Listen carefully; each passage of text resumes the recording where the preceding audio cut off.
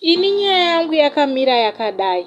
Isu takarombeswa nababa vangu tisingatozive zvamuchose, endi mari yaivepo, asi taingoti semunhu wachiremba ibasa remari. Zvino pakazosvika zvinhu izvi pazvainge zvoda ropa remunhu, saka ainge aiswa patop list ndimhama. Saka sista yamhama munhu agara anongofamba achibatsirwawo. Ndipo paakaenda kwaainge achibatsirwa akabva anzi, mhanya unotora mwana wamai vako. Asi madzibaba ava vakazoti ngatitoendai tese nekuti pakuenda munozoya zvingatitangire. Ivo vakashaya kuti chii, asi vakangoya navo munzira.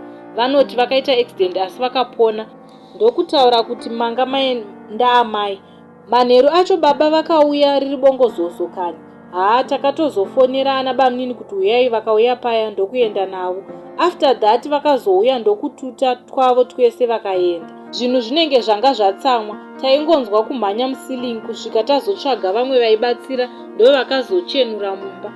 Ipapo baba vakabva vatotivenga zvekuti up to now havataure nesu kana kubhadhara mafees or anything, nekuti vaifanira kuuraya mama.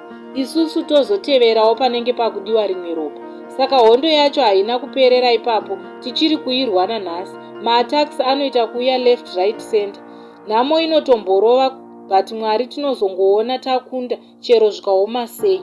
Tinongonamata nekufamba tichibatsirwa nekuti zvinhu zvatinomboona pamba like nyoka, mazizi etc. zvakaoma, asi hakuna chinopfuura simba raJesu. Kana mubereki wako achikurwira, tenda Mwari, isu tinorwiswa nemubereki wedu chaiye. Akatotaura kuti muchazviona. Tinotoshuva kuvaona baba patinoona vamwe vachifara kubudirira kwevana vavo, asi ndinongotenda kuti mai vangu vakagona kumira sababa muupenyu hwedu.